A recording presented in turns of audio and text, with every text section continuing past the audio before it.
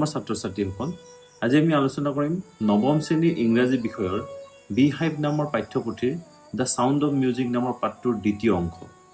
দ্বিতীয় অংশটোৰ শিৰোনাম হৈছে দ্য চেহনাই অফ বিছমিল্লাহ খান, মানে বিছমিল্লাহ খানৰ চেহনাই। এই পাঠত আমি জানিম কেনেকৈ উস্তাদ বিছমিল্লাহ খানে চেহনাইৰ দৰে এক পৰম্পৰাগত বাদ্যযন্ত্ৰক বিশ্ব দৰবাৰলৈ লৈ গৈছিল। তেওঁৰ সংগীত কেৱল বিশ্ববিখ্যাত হৈ উঠাই নহয়, তেওঁ চেহনাই বাদনৰ দ্বাৰা ভাৰতৰ সংস্কৃতিৰ ঐতিহ্যৰ কথা বিশ্বত উজ্বলাই তুলিছিল। আহা আমি এই পাঠটোৰ দ্বাৰা উস্তাদ বিছমিল্লাহ খানৰ সংগীত জীৱনৰ বিষয়ে বিতংকৈ আলোচনা কৰোঁ। পাঠটোৰ মূল অংশলৈ যোৱাৰ আগতে আমাক এটা পেৰেগ্ৰাফ দিছে, তাতে কি লিখা আছে? Before you read, do you know' these people, what instrument do they play? আমাক ইয়াতে কিছু গণ্যমান্য ব্যক্তিৰ ফটো দিয়া আছে আৰু প্ৰথম যিটো বাক্য চেণ্টেন্স তাতে আমাক সুধিছে যে এইসকল ব্যক্তিক তুমি চিনি পোৱানে? তেওঁলোকে কি কি বাদ্যযন্ত্ৰ বজায়? ইয়াত থকা ব্যক্তিসকল আমি ক্ৰমান্বয়ে যদি চাই যাওঁ, প্ৰথমতে যিজন ব্যক্তিৰ ফটো দিয়া আছে সেইজন হৈছে পণ্ডিত হৰিপ্ৰসাদ চৌৰাচিয়া, তেওঁ বাঁহীবাদক। Ustad Vilayat Khan playing sitar, M Lalitha and M Nandini playing violin, Zakir Hussain playing tabla, Ustad Amjad Ali Khan playing sarod, maestro Kunakuri Vaidyanathan playing violin. Next, Ustad Sultan Khan playing sarangi. And at the last, we can see Ustad Bismillah Khan playing the Shehnai. Next, jitu line asile yate saw ami. Think of the Shehnai and the first thing you will probably imagine is a wedding or a similar occasion or function. Amake ete koise jetiye ami Shehnai kotha pabu তেতিয়াই হয়তো বিবাহ বা এনেধৰণৰ আন কোনো কাৰ্যসূচীৰ কথা আমাৰ মনলৈ আহে। The next would probably be Ustad Bismillah Khan, the shehnai maestro playing this instrument. আৰু তাৰ পিছতে আমাৰ মনলৈ আহিব বিছমিল্লাহ খানৰ কথা, যি চেহনাই বাদনৰ এগৰাকী মহাৰথী আছিল। আমি এতিয়া পাঠটোৰ মূল অংশলৈ যাওঁ, কি লিখা আছে চাওঁ। প্ৰথম যিটো paragraph, emperor Aurangzeb banned the playing of a musical instrument call pungi in the royal residence, for it had a shrill unpleasant sound. কৈছে বাদশাহ ঔৰংজেবে ৰাজসভাত পুংগি নামৰ বাদ্যযন্ত্ৰবিধ বজোৱা নিষিদ্ধ কৰিছিল, কাৰণ ইয়াৰ উচ্চ শব্দ আছিল শুনিবলৈ বেয়া লগা। পুংগি became the generic name for reeded noise makers. পুংগি নামটো পিছলৈ বাঁহৰ দৰে ফু মাৰি বজাবলৈ ব্যৱহৃত সকলো ধৰণৰ বাদ্যযন্ত্ৰৰ এক সাধাৰণ নাম হৈ পৰে। Few had thought that it would one day be revived. মানে বহুতে ভবাই নাছিল যে এদিন এই বাদ্যযন্ত্ৰ পুনৰ উজ্জীৱিত হ'ব। A barber of a family of professional musicians who had access to the royal palace decided to improve the tonal quality of the pungi. সংগীতপ্ৰেমী বংশ এটাৰ এজন নাপিত, যাৰ ৰাজপ্ৰসাদলৈ যাবলৈ অনুমতি আছিল, তেওঁ পুংগিৰ শব্দমান উন্নত কৰাৰ কথা চিন্তা কৰিলে। হি chose a pipe with a natural hollow stem that was longer and broader than the pungi and made 7 holes on the body of the pipe. তেওঁ এটা দীঘল আৰু ডাঙৰ গাঁঠিযুক্ত ফুপুলা বাঁহ বাছি ল'লে, যিটো পুংগিতকৈ দীঘল আৰু বহল, আৰু তাত 7টা ফুটা কৰিলে। When he played on it, closing and opening some of these holes, soft and melodious sounds were produced. যেতিয়া তেওঁ সেই বাদ্যত আঙুলি বুলাই বজাব ধৰিলে, তাৰ পৰা ওলোৱা শব্দবোৰ কোমল আৰু শুৱলা আছিল। He played the instrument before the royalty and everyone was impressed. তেওঁ এই বাদ্যযন্ত্ৰটো ৰাজসভাত বজালে আৰু সকলো মোহিত হৈ পৰিছিল। পৰৱৰ্তী অংশত কৈছে, The instrument so different from the pungi had to be given a new name. যিহেতু এই বাদ্যযন্ত্ৰটো পুংগিৰ পৰা একেবাৰে পৃথক আছিল, সেয়েহে ইয়াক এটা নতুন নাম দিয়াৰ প্ৰয়োজন আছিল। As the story goes, since it was first played in the Sas chambers and was played by a nai, means a barber, the instrument was named the Shehnai. অৰ্থাৎ প্ৰচলিত কথা মতে যিহেতু এই বাদ্যযন্ত্ৰ প্ৰথমতে বজোৱা হৈছিল চাহৰ কোঠাত, মানে ঔৰংগজেব বাদশাহ, সেইকাৰণে কৈছে ক'ত বজাইছিলে? প্ৰথম চাহৰ কোঠাত বজাইছিলে, আৰু বজোৱা ব্যক্তিজন আছিল এজন নাপিত, সেয়ে তাৰ নাম হ'ল চেহনাই। নেক্সট পেৰেগ্ৰাফটোত কৈছে, The sound of the Shehnai began to be considered auspicious. চেহনাইৰ শব্দ শুভ বুলি বিবেচিত হ'ল। And for this reason, it is still played in temples and is an indispensable component of any North Indian wedding. সেইকাৰণে আজিও মন্দিৰত এই বাদ্যযন্ত্ৰ বজোৱা হয় আৰু উত্তৰ ভাৰতৰ যিকোনো বিবাহ অনুষ্ঠানত এই বাদ্য অপৰিহাৰ্য অংশ হৈ পৰে। In the past, the Shehnai was part of the Nobud or traditional ensemble of 9 instruments found at royal courts. অতীতত Shehnai আছিল ৰাজ দৰবাৰৰ নবদ নামৰ 9বিধ বাদ্যযন্ত্ৰৰ সংগীত দলৰ এক অংশ। Till recently, it was used only in temples and weddings. কিছুদিনৰ আগলৈকে আমি যদি চাওঁ এই বাদ্যযন্ত্ৰটো কেৱল মাত্ৰ বিবাহ বা মন্দিৰতহে ব্যৱহাৰ কৰা হৈছিল। The credit for bringing this instrument onto the classical stage goes to Ustad Bismillah Khan. আমাক ইয়াতে কৈছে এই বাদ্যযন্ত্ৰক শাস্ত্ৰীয় সংগীতৰ মঞ্চলৈ অনাৰ সকলো কৃতিত্ব গৈছে উস্তাদ বিছমিল্লাহ খানলৈ। 3 নম্বৰ যিটো পেৰাগ্ৰাফ তাত কি লিখা আছে চাওঁ আমি। As a 5-year-old, Bismillah Khan played gilli danda near a pond in the ancient state of Dumrao in Bihar. 5 বছৰ বয়সত বিছমিল্লাহ খানে বিহাৰৰ ডুমৰাওত এটা পুখুৰীৰ কাষত গিলি দাণ্ডা খেলিছিল। এইটো এটা পৰম্পৰাগত দেশীয় খেল। গিলি আৰু দাণ্ডা ব্যৱহাৰ কৰি খেলা হয়। আমাৰ অসমীয়া ভাষাত ইয়াক টাংগুটি বুলি কোৱা হয়। He would regularly go to the nearby Bihariji temple to sing the Bhojpuri Saita. তেওঁ নিয়মিতভাৱে বিহাৰীজী মন্দিৰলৈ গৈ ভোজপুৰী চাইটা গাইছিল। চাইটা হৈছে বিহাৰত প্ৰচলিত এক ধৰণৰ লোকগীত আৰু এই লোকগীত বিশেষকৈ চ'ত মাহত গোৱা হয়। At the end of which he would earn a big laddu weighing 1.25 kg, a prize given by the local Maharaja. যিহেতু তেখেতে সদায় নিয়মিতভাৱে ভোজপুৰী চাইটা গাবলৈ গৈছিল, গীত শেষ হোৱা হ'লে তেখেতে 1.25 কিলোগ্ৰাম ওজনৰ এটা লাডু পুৰস্কাৰ হিচাপে লাভ কৰিছিল। এই লাডুটো কোনে দিছিলে? যিজন স্থানীয় মহাৰাজা আছিলে সেই মহাৰাজাজনে দিয়াইছিল তেখেতৰ নামতে। This happened 80 years ago and the little boy has traveled far to earn the highest civilian award in India, the Bharat Ratna. এই যিবোৰ ঘটনাৰ কথা কৈছে মানে ভোজপুৰী চাইটা গাবলৈ যোৱা, লাড্ডু খোৱা, এইবোৰ ঘটনা কেতিয়া আছিল? 80 বছৰৰ আগৰ কথা। সেই দিনৰ সেই সৰু ল'ৰাজনে জীৱনত বহুত দূৰ আগবাঢ়ি আহিলে আৰু আহি আজি ভাৰতৰ সৰ্বোচ্চ নাগৰিক বঁটা ভাৰত ৰত্ন লাভ কৰিবলৈ সক্ষম হৈছে। Born on 21st March 1916, Bismillah belongs to a well-known family of musicians from Bihar. 1916 চনৰ 21 মাৰ্চ তাৰিখে জন্মগ্ৰহণ কৰা বিছমিল্লাহ খানৰ জন্ম বিহাৰৰ প্ৰসিদ্ধ এটা সংগীতজ্ঞৰ পৰিয়ালত হৈছিল। His grandfather Rasul Bakhsh Khan was the Shehnai Nawaz of the Bhojpur King's Court. তেওঁ ককাক ৰাসুল বক্স খান আছিল ভোজপুৰ ৰজাৰ সভাৰ চেহনাই বাদক। His father Paigambar Bakhsh and other paternal ancestors were also great Shehnai players. তেওঁৰ পিতৃ পেগম্বৰ বক্স আৰু আন পিতৃপক্ষ আত্মীয়সকলো আছিল প্ৰখ্যাত চেহনাই বাদক। মানে ক'বলৈ গ'লে গোটেই বংশৰ মানুহবোৰে তেওঁলোকৰ চেহনাই বাদ্যযন্ত্ৰটোৰ লগত জড়িত আছিলে। 5 নম্বৰ যিটো পেৰাগ্ৰাফ তাত কি আছে? The young boy took to music early in life. সৰু বয়সতে সংগীতৰ প্ৰতি আকৰ্ষিত হোৱাৰ পাছত at the age of 3, when his mother took him to his maternal uncle's house in Banaras, now Varanasi, Bismillah was fascinated watching his uncles practice the Shehnai. অৰ্থাৎ 3 বছৰ বয়সতে বিছমিল্লাহ খানক মাকে বাৰাণসীত থকা মোমাইকহঁতৰ ঘৰলৈ লৈ গৈছিল। তাত তেখেতে মোমাইকসকলৰ চেহনাই বাদন শুনি আৰু তেওঁলোকৰ অনুশীলন দেখি বিমোহিত হৈছিল। Soon Bismillah started accompanying his uncle Ali Bakhsh to the Vishnu temple of Benares, where Bakhsh was employed to play the Shehnai. তেওঁৰ মামা আলী বক্সৰ লগত বেনাৰসৰ বিষ্ণু মন্দিৰলৈ যাবলৈ ধৰিলে, য'ত আলী বক্স চেহনাই বাদক হিচাপে নিযুক্তিত আছিল। তাৰপিছত দিছে Ali box would play the Shehnai and Bismillah would sit captivated for hours on end. এই বাক্যটোত আমাক এটা ফ্ৰেজ দিছে hours on end. ইয়াৰ অৰ্থ হ'ল ঘণ্টাৰ পাছত ঘণ্টা ধৰি ৰৈ থকা বা বহু ঘণ্টা ধৰি অবিৰতভাৱে ৰৈ থকা। আমি সম্পূৰ্ণ বাক্যটোৰ যদি অৰ্থটো চাওঁ তেতিয়াহ'লে হ'ব যেতিয়া মোমাইক আলী বক্সে চেহনাই বজাই আছিল তেতিয়া বিছমিল্লাহ খানে বহু ঘণ্টা তাত বহি শুনিছিল, অৰ্থাৎ ঘণ্টাৰ পাছত ঘণ্টা মুগ্ধ হৈ শুনি আছিল। Slowly he started getting lessons in playing the instrument and would sit practicing throughout the day. Throughout the day মানে হৈছে এইটো এটা ফ্ৰেজ, ইয়াৰ অৰ্থ হৈছে গোটেই দিন জুৰি।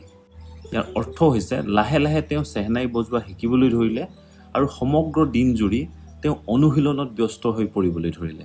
For years to come, the temple of Balaji and Mangalamaya and the banks of the Ganga became the young apprentice's favorite haunts where he could practice in solitude. অৰ্থ হৈছে বহু বছৰ ধৰি বালাজী, মংগলমায়াৰ মন্দিৰ আৰু গংগাৰ পাৰ আছিল তেওঁ অনুশীলন কৰা প্ৰিয় ঠাই।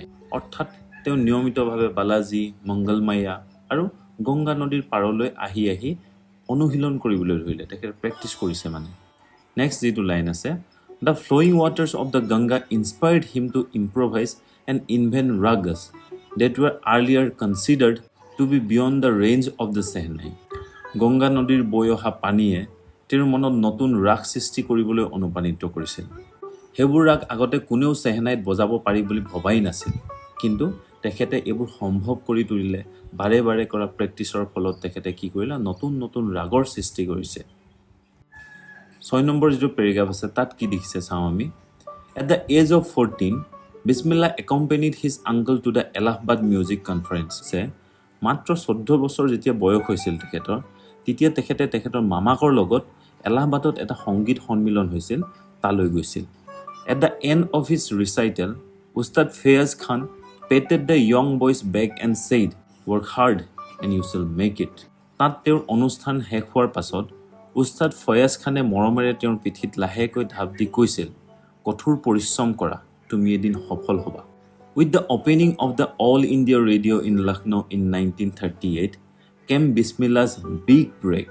1938 চনত আমি জানো যে ভাৰতবৰ্ষত অল ইণ্ডিয়া ৰেডিঅ' আৰম্ভ হৈছিল, আৰু অল ইণ্ডিয়া ৰেডিঅ' যেতিয়া আৰম্ভ হৈছিল তেতিয়াই বিছমিল্লাহ খানৰ জীৱনলৈ এক বিশেষ সফলতাৰ সুযোগ আহিছিল। He soon became an often heard Shehnai player on radio. এই সুযোগটো কি আছিল? সোনকালেই তেওঁ ৰেডিঅ'ত নিয়মিতভাৱে শুনা যোৱা চেহনাই বাদক হৈ পৰিছিল। সমগ্ৰ ভাৰতবৰ্ষৰ মানুহে তেখেতৰ চেহনাই বাদন ৰেডিঅ'ৰ যোগে শুনিবলৈ পাইছিল। এইটো এটা পৰীক্ষাত প্ৰশ্ন আহে যে When did Bismillah Khan get his big break? 7 number পেৰাগ্ৰাফটোত কি আছে? When India gained independence on 15 August 1947, Bismillah Khan became the first Indian to greet the nation with his Shehnai. আমি জানো 1947 চনৰ 15 আগষ্টত আমাৰ ভাৰতবৰ্ষ স্বাধীন হৈছিল, আৰু সেই দিনটোতে বিছমিল্লাহ খানেই হৈছে প্ৰথমজন ভাৰতীয় যিয়ে দেশৰ জনগণক চেহনাইৰ সংগীতেৰে অভিবাদন জনাইছিল। He poured his heart out into rag kafi from the Red Fort to an audience which included Pandit Jawaharlal Nehru, who later gave his famous Traced with Destiny speech. আমাৰ যিহেতু লাল কিল্লা আছে দিল্লীৰ লাল কিল্লাতে আমি প্ৰথমবাৰৰ বাবে স্বাধীনতা দিৱস উদযাপন কৰা হৈছিল। সমগ্ৰ দেশৰ মানুহে মিলি পেলাই কৰিছিলে। তাত বিশেষ বিশেষ ব্যক্তি আছিলে, আৰু তেওঁ লাল কিল্লাৰ পৰাই চেহনাইত ৰাগ কাফি বজাইছিল। আৰু যিসকল শ্ৰোতা আছিলে তাতে, তাৰ মাজতেই আমাৰ দেশৰ প্ৰথমজন প্ৰধানমন্ত্ৰী পণ্ডিত জৱাহৰলাল নেহৰু আছিল, যিয়ে তাতেই তেওঁৰ ট্ৰিষ্ট উইথ ডেষ্টিনি ভাষণ প্ৰদান কৰিছিল। অৰ্থাৎ ট্ৰিষ্ট উইথ ডেষ্টিনিৰ অৰ্থটো হৈছে ভাগ্যৰ লগত সাক্ষাৎ। ইয়াতে আমাক who later gave his famous tryst with destiny speech বুলি দিছিলে। লেটাৰ নহয়, আচলতে ইয়াতে বিফৰ হ'ব লাগিছিলে, কাৰণ 15 আগষ্ট 1947 চনৰ 15 আগষ্ট তাৰিখৰ দিনটোত ৰাতিপুৱা বিছমিল্লাহ খানে চেহনাই বাদন কৰিছিল, কিন্তু ট্ৰেষ্ট উইথ ডেষ্টিনিটো 14 আৰু 15 তাৰিখৰ মাজ ৰাতি জৱাহৰলাল নেহৰুৱে দিয়া ভাষণ আছিলে। আমি 8 নম্বৰ পেৰাগ্ৰাফটোলৈ যাওঁ। Bismillah Khan has given many memorable performances both in India and abroad. Bismillah Khane দেশ বিদেশত বহু মনোৰম অনুষ্ঠান আগবঢ়াইছিল। His first trip abroad was to Afghanistan, where King Zahir Shah was so taken in by the maestro that he gifted him priceless Persian carpets and other souvenirs.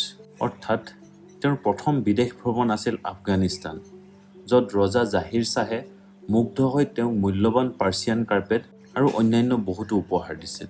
ইয়াৰ পাছত কৈছে, The king of Afghanistan was not the only one to be fascinated with Bismillah's music. অৰ্থাৎ আফগানিস্তানৰ ৰজাই একমাত্ৰ ব্যক্তি নাছিল যি বিছমিল্লাহ খানৰ সংগীতত মোহিত হৈছিল।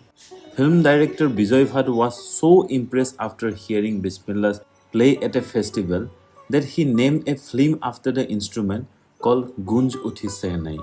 ছবি জগতেও বিছমিল্লাহৰ সংগীতৰ প্ৰতি আকৰ্ষিত হৈছিল।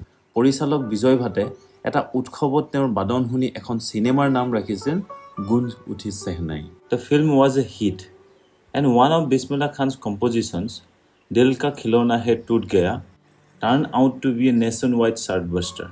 এই ছবিখন আছিল এখন হিট ছবি। তাৰ এটা বিছমিল্লা খানৰ ৰচিত গীত দিল কা খিলৌনা হে টুট গয়া দেশজুৰি জনপ্ৰিয় হ'ল। ডেছপাইট দিছ huge success in the celluloid world, Bismillah খানছ ventures in film music ৱেৰ limited two two, one Vijay ভাটছ গুঞ্জুঠি shehnai and Vikram শ্ৰীনিবাসছ Canada venture সনাধি আপনা। অৰ্থাৎ যদিও ছবিৰ সংগীতত সফলতা লাভ কৰিছিল, বিছমিল্লা খানে কেৱল দুখনমান চিনেমাৰ সংগীততহে অংশ লৈছিল। সেইকেইখন হৈছে বিজয় ভাটৰ গুঞ্জুঠি চেহনাই আৰু বিক্ৰম শ্ৰীনিবাসৰ কানাডা চিনেমা সনাধি আপনা। I just cannot come to terms with the artificiality and glamour of the film world, he says with emphasis. তেওঁ জোৰ দি কৈছিল যে মই ছবিৰ জগতৰ কৃত্ৰিমতা আৰু চকমকনি সহ্য কৰিব নোৱাৰোঁ। 9 নম্বৰ যিটো পেৰাগ্ৰাফ তাত কি আছে, এৱাৰ্ডছ এণ্ড ৰিকগনিশ্যন কেম থিক এণ্ড ফাষ্ট, অৰ্থাৎ বঁটা আৰু স্বীকৃতি একেলগে আৰু অবিৰতভাৱে তেখেতে পাবলৈ ধৰিল। Bismillah Khan became the first Indian to be invited to perform at the prestigious Lincoln Center Hall in the United States of America. মানে বিছমিল্লা খান হৈছে প্ৰথমজন ভাৰতীয় যাক আমেৰিকাৰ লিংকন চেণ্টাৰ হলত অনুষ্ঠান আগবঢ়াবলৈ নিমন্ত্ৰণ জনোৱা হৈছিল। He also took part in the World Exposition in Montreal, in the Cannes Art Festival and in the Osaka Trade Fair. তেওঁ কান্স আৰ্ট ফেষ্টিভেল, মন্ট্ৰিয়েল বিশ্ব প্ৰদৰ্শনী আৰু ওচাকা বাণিজ্য মেলাতো অংশ লৈছিল। So well known did he become internationally that an auditorium in Tehran was named after him, Tahar Mosiko Ustad Bismillah Khan. তো এনেদৰে বিখ্যাত হ'ল যে ইৰাণৰ এখন অডিটৰিয়াম মানে প্ৰেক্ষাগৃহৰ নাম ৰখা হ'ল তাহাৰ মছিকো উস্তাদ বিছমিল্লা খান। নেক্সট যিটো পেৰাগ্ৰাফ আছে তাত কি লিখা আছে, national awards like the Padma Shri, the Padma Bhushan and the Padma Vibhushan were conferred on him. Padma Shri, Padma Bhushan আৰু পদ্ম বিভূষণ আদিৰ দৰে ৰাষ্ট্ৰীয় বঁটাও তেওঁ লাভ কৰিছিল। In 2001, Ustad Bismillah Khan was awarded India's highest civilian award the Bharat ৰত্ন।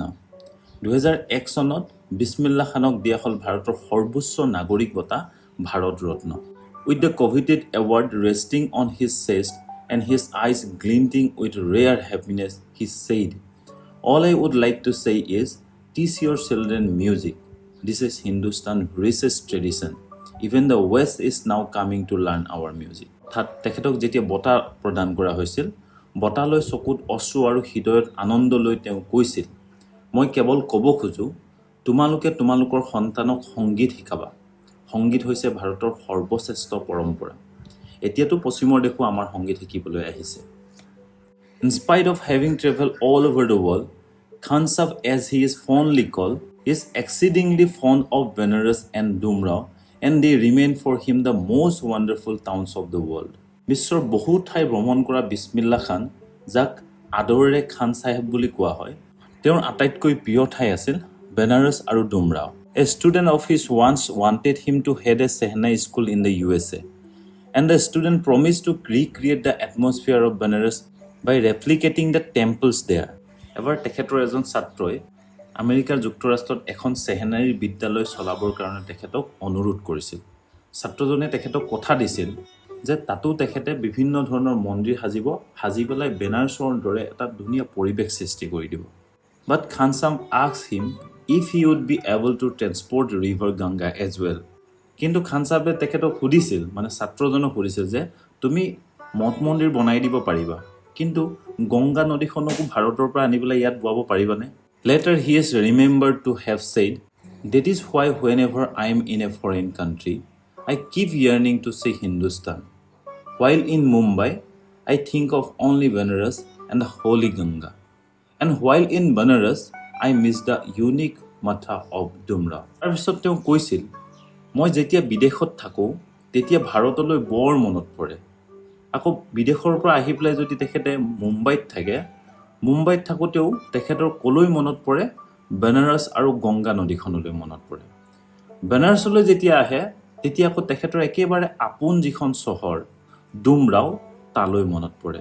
অৰ্থাৎ তেখেতে নিজৰ জন্মভূমিক, নিজৰ জন্মস্থানক আটাইতকৈ ভাল পায়।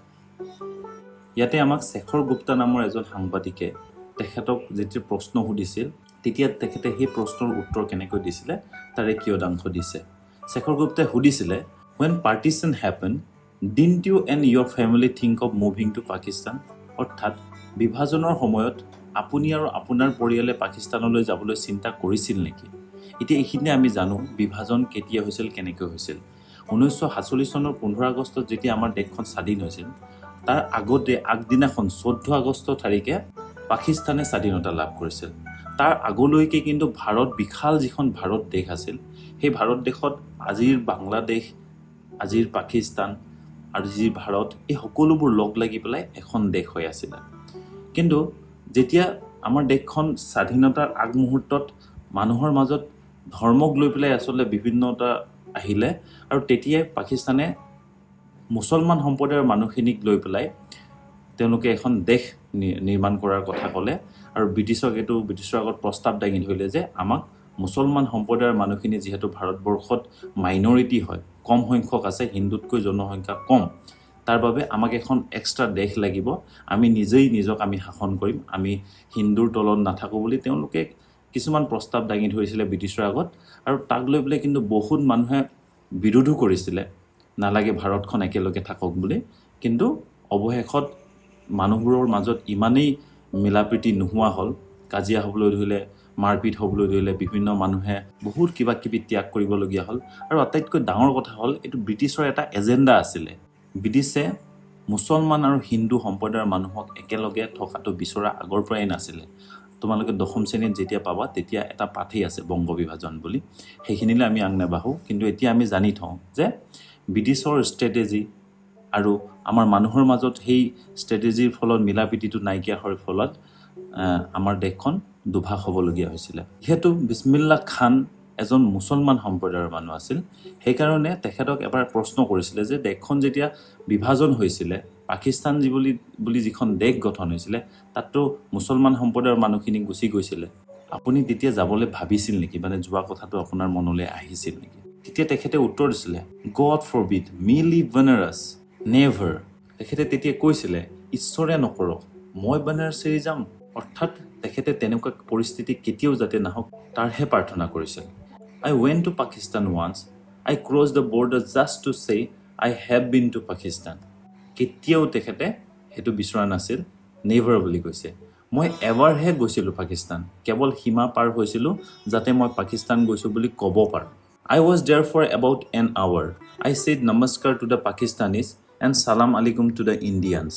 মই মাত্ৰ এঘণ্টাহে পাকিস্তানত আছিলোঁ মই পাকিস্তানীসকলক নমস্কাৰ কৈছিলোঁ আৰু ভাৰতীয়সকলক সালাম আলাইকুম কৈছিলোঁ I had a good laugh আৰু মই বহুত হাঁহিছিলোঁ কৈছে পৰৱৰ্তী পেৰাগ্ৰাফটোত কৈছে Ustad Bismillah Khan's life is a perfect example of the rich cultural heritage of India one that effortlessly accepts that a devout Muslim like him can very naturally play the Shehnai every morning at the Kasi Vishwanath temple Ustad Bismillah Khanৰ জীৱন হৈছে ভাৰতৰ চহকী সাংস্কৃতিক পৰম্পৰাৰ এটা নিদৰ্শন য'ত এজন ঈশ্বৰ ভক্ত মুছলমানেও প্ৰতিদিনে কাশী বিশ্বনাথ মন্দিৰত চেহেনাই বজাব পাৰে Ustad Bismillah Khan passed away on 21st August 2006 at the age of 90 after a prolonged illness Ustad Bismillah Khanৰ 2006 চনৰ 21 আগষ্ট তাৰিখে মৃত্যু হৈছিল তেখেতৰ তেতিয়া বয়স আছিল 90 বছৰ আৰু তেখেতে প্ৰায় দীঘলীয়া অসুখৰ পিছত মৃত্যুবৰণ কৰিছিল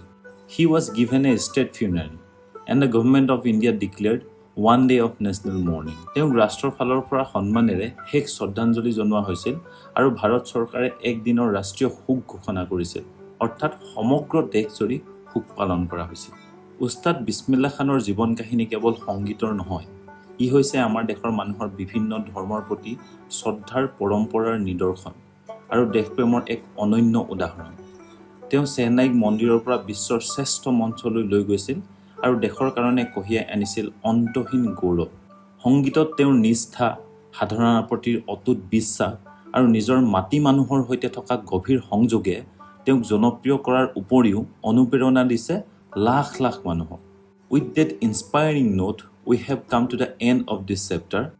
I hope you have understood the chapter well.